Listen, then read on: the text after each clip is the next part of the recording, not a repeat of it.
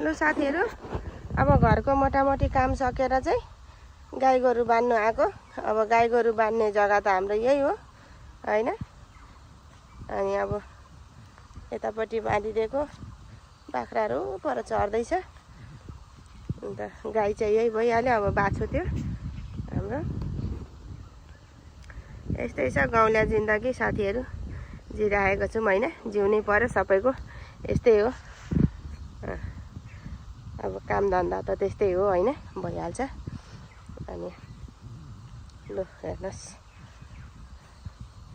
यस्तै छ है साथीहरू जिन्दगी हैन।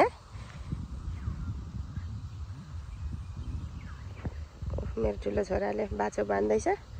आज सानो छोराको चाहिँ स्कुल, सानो छोरा चाहिँ स्कुल गयो। केही छैन, गाईहरू कति मजाले चढ्दैछ हेर्नुहोस् न। त्यस्तै हो अब हैन। ल त साथीहरू, फेरि भेटौँ ल, बाई बाई।